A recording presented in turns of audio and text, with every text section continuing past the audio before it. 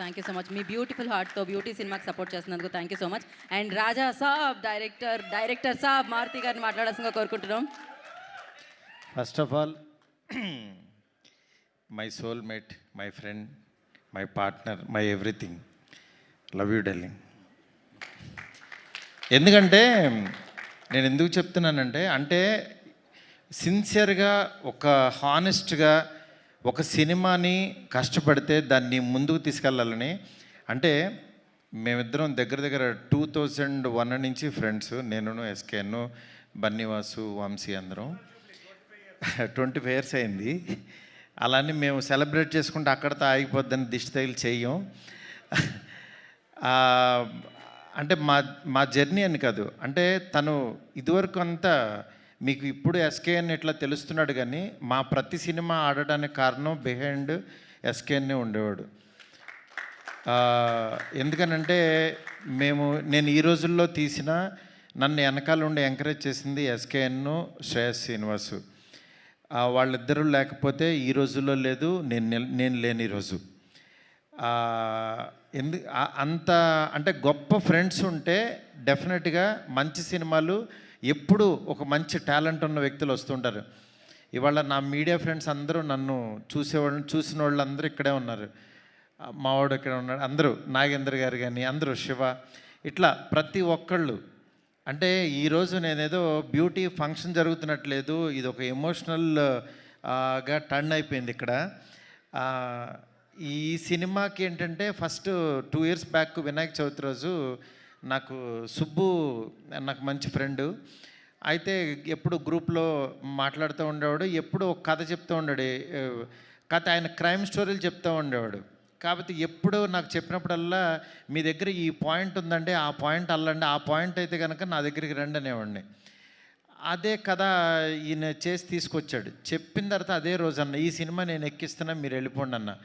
అసలు సుబ్బుతో సినిమా ఏంటి, సుబ్బు కథ ఎక్కించడం ఏంటని మా గ్రూప్లో ఫ్రెండ్సే చాలామంది యాక్చువల్గా అసలు సుబ్బు కథ చేయడమే రాదని చాలామంది, ఎందుకంటే సుబ్బు అలాంటి కంటెంట్ ఇచ్చేవాడు, అందువల్ల సుబ్బుని ఎవరో నమ్మేవాళ్ళు కాదు. ఎందుకంటే ఆయన మాటలు కానీ ఆయన చేతలు వేరు, ఆయన మనసు వేరు. ఈయన చేతల్లోనేమో ఒక క్యారెక్టర్ ఉండేది, లోపలేమో ఇంకో క్యారెక్టర్ ఉండేది.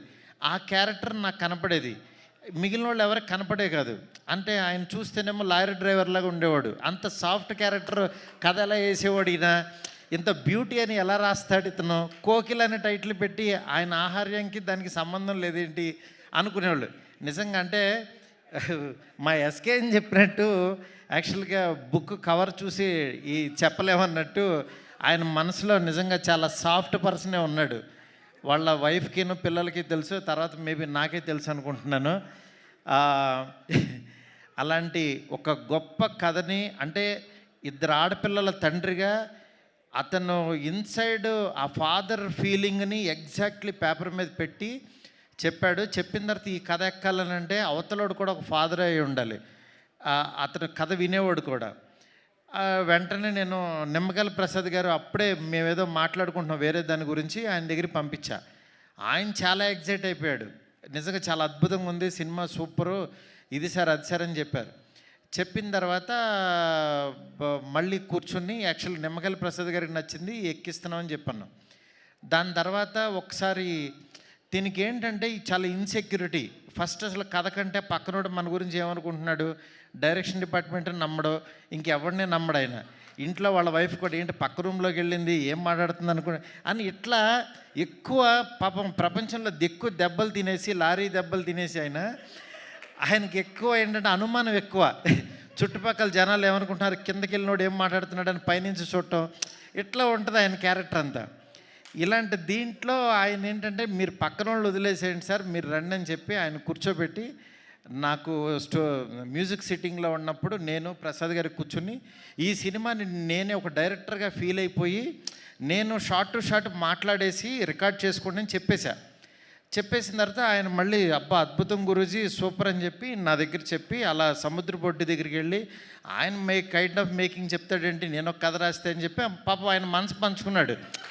అది తప్పులేదు, ఎందుకంటే ఆయన నా స్టోరీని ఆయన చెప్తాడేంటండి, నేను ఎలా అనుకుంటున్నాను ఆయన ఏమనుకుంటున్నాడని ఆ రోజంతా పాపం చాలా డిప్రెషన్లోకి వెళ్ళిపోయాడు ఈయన. వెళ్ళిపోయి డైరెక్షన్ డిపార్ట్మెంట్ని కూర్చోబెట్టి ఇక్కడ మారుతి ఒకడు ఉంటాడు, నేను ఒకడు ఉంటా, నా వర్షం చూడాలి కానీ ఆయన వర్షంలో నా సినిమా తీయమంటే ఎట్లాగానే డిస్కషన్ పెట్టేవాడు. ఇవన్నీ మీటింగ్ అయిపోగానే వాళ్ళు నాకు ఫోన్ చేసి చెప్పేవాళ్ళు, సార్ మీ గురించి ఇలా అంటున్నాడు. ఆయన బాధ నాకు అర్థమైంది. పాపం ఆయన కథ ఎక్కడ నా ఇన్స్పిరేషన్ వల్ల పాడు చేసేస్తానో అని భయం వేసింది. అది తప్పేం లేదు, ఈవెన్ నేను డైరెక్టర్ అయినా నేను అది ఇదవుతానని నేను పిలిచి, సుబ్బు గారు మీరేం భయపడద్దు, మీరు మాకు నిమ్మకల్ ప్రసాద్ గారికి నచ్చే సినిమా తీయాలని అంటే, పాపం మేబీ మీరు తీయలేకపోవచ్చు, మీరు ఒకసారి ఆలోచించండి అంటే ఆయనే అన్నాడు, అవును సార్ ఈ కథ మిమ్మల్ని, నాకు మీ ఫ్రెండ్షిప్ ముఖ్యం, నాకు మీరు అనుకున్న జెన్యూనిటీ ముఖ్యం, నాకు మాకు కథ లేకపోయినా పర్వాలా, సినిమా లేకపోయినా పర్వాలా, నాకు మీతో జర్నీ ముఖ్యం సార్, నేను ఈ డైరెక్షన్ ఎవరికైనా ఇచ్చేస్తాన్నాడు. పాపం ఫస్ట్ డైరెక్షన్ కోసం చేసుకున్న కథ దాన్ని యాక్చువల్గా తను ఇచ్చేశాడు. నాకు ఆ రోజు నాకు చాలా, అతనిలో బయటకు మాట్లాడే పర్సను వేరే పర్సన్ ఉన్నా సరే ఇంటర్నల్గా నాకు మారుతి గారు కావాలి అని ఒక మంచి మనస్తత్వం నాకు బాగా అనిపించి సాయికి ఫోన్ చేసి, అప్పుడే సినిమా భలే ఉన్నాడు సినిమా రిలీజ్ అయింది, సినిమా బాగాలేదన్నారు, సాయి డిప్రెషన్లో ఉన్నాడు, ఉంటే 2 రోజుల తర్వాత ఫోన్ చేసి, సాయి నువ్వు అర్జెంటుగా ఆఫీస్కి రా, ఇంకో సినిమా చేయన్నా. తను చాలా ఎగ్జైటెడ్ నిజంగా, ఎందుకంటే నాకు ఎవరన్నా బాధలో ఉన్నారంటే ఫస్ట్ నాకు భయం వేస్తుంది, ఎందుకంటే ఆ ప్లేస్లో నేను ఉండకూడదని కోరుకుంటాను. అలాంటి దాంట్లో నేను ఎవరన్నా ఆనందంలో ఉన్న పబ్లో పార్టీలన్నా నేను 90% వెళ్ళను, ఎందుకంటే ఆల్రెడీ వాళ్ళు హ్యాపీగా ఉన్నారు, నేను వెళ్ళి వాళ్ళని ఏమి పెంచక్కర్లా. కానీ బాధలో ఉన్నవాడికి నాలాంటి వాడి మాట, నేను తట్టే భుజం చాలా హెల్ప్ అవుతుంది. అది యాక్చువల్గా నేను పెరిగిన వాతావరణంలో మా నాన్న అవ్వచ్చు, మా అమ్మ అవ్వచ్చు, మా ఇంట్లో వాళ్ళ పెంపకం నుంచి అది వచ్చింది నాకు. అందుకే నేను చాలా ఇప్పుడు నాకు పెద్ద సాంగ్స్ మేకింగ్లో ఉన్నా, చాలా బిజీగా ఉన్నా. అలాంటి దాంట్లో కూడా విజయ్ గారిని రోజు మాట్లాడుకుంటూ నేను ఫారెన్ వెళ్ళినా, ఆయన ఏంటంటే మంచి సినిమా తీశాడు బార్బరిక్. నేను పాపం ఆ డైరెక్టర్ కూడా చాలా మంచి డైరెక్టరు, 100 సార్లు చెప్పా, గురు ఆ టైటిల్ బార్బరిక్ అంటే అదేదో బార్బిక్యూ లాగా ఉంది, ఎవరికి అర్థం కాదు, నువ్వు ఆలోచించని 100 టైటిల్స్ పంపించా, రోజు ఒక టైటిల్ చెప్తే ఎక్కదేమో అని లోగోస్ రాసి పంపించేవాడిని. పంపించినా సరే ఆయన ఏంటంటే పాపం ఒక ట్రాన్స్లో ఉన్నాడు. ఆయన ఏంటంటే అది ఆ సినిమా గురించి ఆ కథ బార్బరిక్ అనే ఒక దేవుడని ఫీల్ అయ్యాడు. పాపం మనం ఫీల్ అవ్వటం వేరు, ఆడియన్ ఫీల్ అవ్వటం వేరు. ఆడియన్ మనసులో లేని దేవుణ్ణి మనం తీసుకెళ్ళాం. ఇది చెప్పినా సరే నేనేంటంటే యాజ్ ఎ డైరెక్టర్గా ఇంకో డైరెక్టర్ నేను ఫోర్స్ చేయలేనని యాక్చువల్గా నేను అది సర్లే మీరు నమ్మారు కదా వెళ్ళిపోండి అని చెప్పి అన్నాను. అది అలాగే వెళ్ళిపోయింది. చివరికి యాక్చువల్గా ఆయన మంచి సినిమా తీసి చూడలేదని చెప్పుతో కొట్టుకున్నాడు. నాకు చాలా బాధ అనిపించింది. డైరెక్టరు, కళాకారుడు 10 మందిని క్రియేట్ చేసేవాడు అలాంటి పిచ్చి పనులు చేయొద్దు దయచేసి. ఎందుకు చెప్తున్నానంటే ఆడియన్స్ని రప్పించడానికి ఎన్ని పిచ్చి మాటలు మాట్లాడుతున్నారంటే, బూతులు మాట్లాడుతున్నారు, చొక్కా తీసు తిరుగుతాను అంటున్నారు, అసలు సినిమాలే మానేస్తానంటున్నారు. అసలు ఒక సినిమా ఆడకపోతే నువ్వు ఎంత దిగజారిపోతావా, ఎంత దారుణంగా మాట్లాడతారా అంటే, ఈ సినిమా కాదు ఇంకో సినిమా ఆడుతుంది, అంతేగాని సినిమాలు మానేస్తా, నేను రాను, ఎవరిని చూడొద్దు, చొక్కా ఇప్పదీసి తిరుగుతా, బూతులు మాట్లాడతారు. ఏంటి అసలు ఇది? ఏ కల్చర్ ఎటు వెళ్ళిపోతుంది? ప్రతి సినిమాకి చూస్తున్నా, మనం ఏదన్నా కొంచెం కాంట్రవర్సల్గా మాట్లాడితే సినిమా వెళ్తుంది, బూతులు మాట్లాడితే సినిమా చూస్తారు. నేను రాసినన్ని డబుల్ మీనింగ్ డైలాగులు నేను కూర్చుంటే నాకంటే గొప్పగా ఎవడో రాయడు, గుర్తుపెట్టుకోండి. కానీ నేను ఎందుకు రాయట్లేదు? బస్ స్టాప్ అనే సినిమాతో ఆపేశాను నేను. ఎందుకు రాయట్లేదు? డబ్బులు సంపాదించడం నాకు రాదా? నేను బ్యూటీ లాగా 4 రోజులు కూర్చున్నానంటే 100 డైలాగులు ఇస్తాను ఇట్లాంటి సినిమాకి. ఎందుకు తీస్తున్నావు? ఫ్యామిలీస్ రావాలి, మంచి సినిమా, క్వాలిటీ సినిమా ఇవ్వాలి. ఈ రోజుల్లో బస్ స్టాప్లో డబుల్ మీనింగ్లు, బూత్ డైరెక్టర్ అనేవాడు 400 కోట్లతో రాజాసాబ్ తీస్తున్నాడు. వాడి ఎదుగుదల చూడండి, వాడి గ్రాఫ్ చూడండి, వాడి కెరీర్ చూడండి. నేను అది చెప్తున్నా, ఊరికినే డైరెక్టర్లు అయిపోరు. ఊరికే పాన్ ఇండియా స్టార్ వచ్చేసి ఒక ఫ్లాప్ సినిమా తర్వాత పిలిచి ఎదురుగుండా కూర్చోబెట్టి సినిమాలు ఎవరు ఇక్కడ? ఊరికినే సినిమాలు ఇచ్చారు అని అంటే, ప్రభాస్ వాళ్ళ మనసులో నేనున్నా, మేమిద్దరం ఎంత ప్రేమలో ఉన్నామో నాకు తెలుసు. నా మెసేజ్లు చూస్తే ఆయన ఎంత ప్రేమిస్తున్నాడో నాకు తెలుసు. ఇవన్నీ నేను తర్వాత వచ్చినప్పుడు మాట్లాడతా.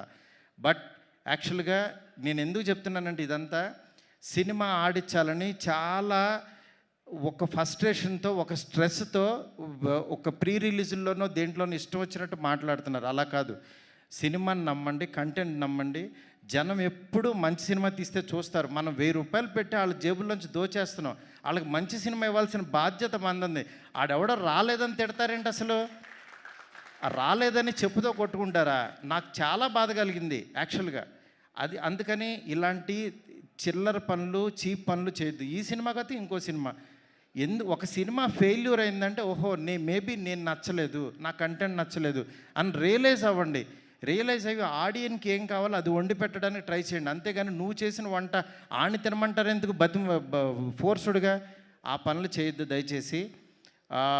డెఫినెట్గా ఈరోజు బ్యూటీ, మీకు ఆకలి టైంలో కూడా ఎక్కువ మాట్లాడాను, ఎందుకంటే ఇది అవసరం. అందుకని చెప్పి నేను మాట్లాడాల్సి వచ్చింది. ఇవాళ బ్యూటీ తన దగ్గర పుట్టింది, సాయితో తయారైంది. నెక్స్ట్ ఇంకొక సాయి వచ్చి యాక్చువల్గా దాన్ని చిత్రీకరించాడు మా తమ్ముడు విజయబుల్గానే.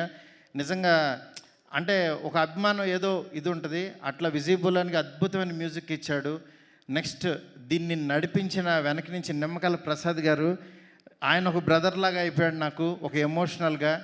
ఆయన పేరు రాజాసాబ్ రిలీజ్ అయిన తర్వాత నిమ్మకాయల ప్రసాద్ అనే పేరుని ఎవడో మర్చిపోడు, గుర్తుపెట్టుకోండి. ఎందుకనంటే ఆ పేరుకి అంత వాల్యూ తెచ్చేసి ఆ సినిమాలో నేను.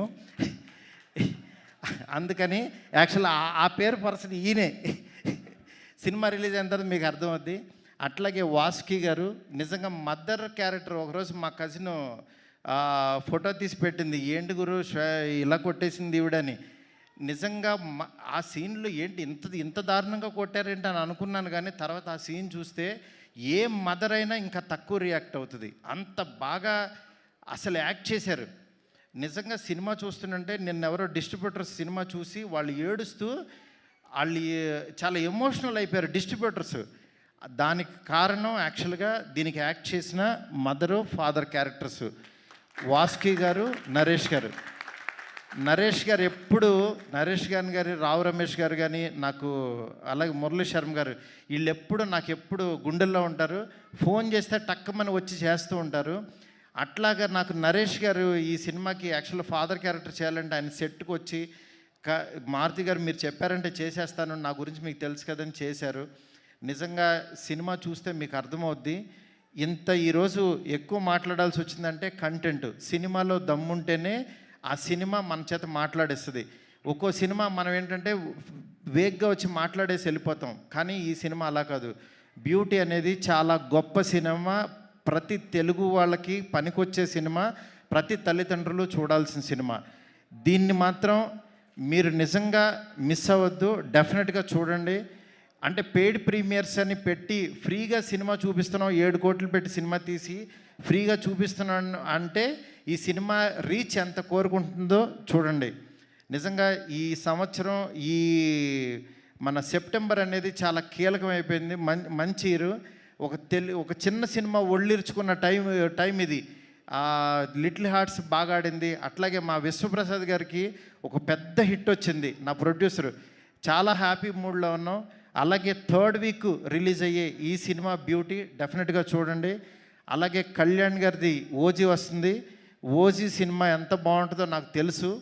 ఆ సినిమా ఎట్లాగో చూస్తారు. దానికి ముందు వచ్చే ఈ సినిమాని కళ్యాణ్ గారి ఫ్యాన్స్ అందరూ, ప్రభాస్ గారి ఫ్యాన్స్ అందరూ తప్పకుండా బ్యూటీ చూడండి. ఎందుకు చెప్తున్నానంటే మన ఫ్యాన్స్, మన హీరోలు చెప్పిన మాటలతో వచ్చే సినిమాలు, వాళ్ళు ఇన్స్పిరేషన్ ఇచ్చిన సినిమాలు మనం చూడాల్సిన ధర్మం మనకుంది. ఎందుకంటే కళ్యాణ్ గారు ఒక ఆడపిల్లకి ఆడపిల్లల పేరెంట్స్ ఎలా ఉండాలని చెప్తే దాని నుంచి ఇన్స్పిరేషన్ తీసుకుని యాక్చువల్గా అల్లిన కథ కాదు ఇది, రియలిస్టిక్గా జరిగిన కథ.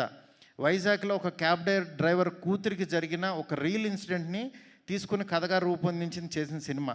దయచేసి ఎవరు మిస్ అవ్వద్దు, బ్యూటీ చాలా బాగుంటుంది. బ్యూటీ అద్భుతమైన సినిమా. సెప్టెంబర్ 19th థియేటర్లోకి వస్తుంది, డోంట్ మిస్ ఇట్.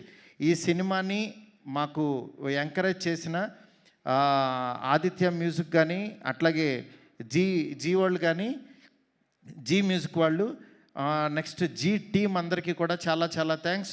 నా వాల్స్ అండ్ ట్రెండ్స్ వాళ్ళు ఇవన్నీ క్రియేటివ్స్ అన్నీ చేస్తున్నారు. అట్లాగే ప్రమోషన్ యాక్టివిటీస్ చేసిన ప్రతి ఒక్కరికి, ఈ సినిమాని ఎంకరేజ్ చేస్తున్న ప్రతి మీడియా ఫ్రెండ్కి చాలా చాలా thanks. Thank you so much. ఎవరినన్నా మర్చిపోయి ఉంటే దయచేసి క్షమించండి. Thank you so much. Thank you Maruthi garu, thank you so much. And ఈ స్పీచ్ చాలా ఇన్స్పైరింగ్ స్పీచ్ అసలు. Thank you so much and thank you so much for your support for this film. And entire team అందరికీ all the very best. And once again thank you so much. వేదిక మీద ఉన్న వారందరికీ SKN గారికి special thanks తెలియజేసుకుంటున్నాం. And Maruthi garu special thanks to you. Naresh garu thank you. And everybody congratulations. Firstly మంచి బజ్తో release అవుతుంది సెప్టెంబర్ 19కి. ఓకే, మీరు వీళ్ళిద్దరి గురించి చెప్పాలి. నీ అమ్మాయి ఎంత పెట్టల్లే ఎంత ఉంది, కానీ సినిమా ఎంత బాగా చేసిందంటే, అంటే మన తెలుగు ఆడపిల్లలు కూడా అంటే చాలా బాగా యాక్ట్ చేస్తున్నారు. కానీ ఈ అమ్మాయి ఒరిస్సా అండి, లాంగ్వేజ్ తెలియదు, ఓన్లీ ఎమోషన్ పట్టుకుని లైన్ టు లైన్ యాక్ట్ చేసింది. మీరు సినిమా రిలీజ్ అయిన తర్వాత మనకు బయటికి రాగానే వీళ్ళిద్దరు స్ట్రాంగ్గా గుర్తుండిపోతారు. అంత గొప్పగా యాక్ట్ చేశారు. అంకిత్ గురించి యాక్చువల్గా సినిమా అంతా నార్మల్గా ఉంటాడు, లాస్ట్ హాఫ్ అన్ అవర్ ఇంకొక షేడ్లో చూపించాడు. నిజంగా అది కేవలం ఆర్టిస్ట్ అయితేనే చేయగలడు. అది అగైన్ హీ ప్రూవ్డ్. అంటే నేను ఇతను సార్ అంకిత్ మంచి యాక్టర్ ఇది అని చెప్తున్నారు. జోహార్ అనే సినిమా చూశాను, దాని తర్వాత ఈ సినిమా చూసిన తర్వాత మాత్రం అంకిత్ బయట ప్రతి ఒక్కడికి గుర్తుండిపోతాడు. అట్లాగే ఈ సినిమాని ఎడిట్ చేసిన మా ఉద్దవ్కి, ఇంకెవరన్నా మర్చిపోండి సారీ, చాలా చాలా thanks. Thank you all. Thank you sir. ఒక్క పిక్చర్ అంటే సార్, హీరో గారు, హీరోయిన్ గారు, డైరెక్టర్ గారు, నరేష్ గారు, వాసుకి గారు అండ్ ఎస్కేఎన్ గారు ప్లీజ్. అండ్ ప్రొడ్యూసర్ గారు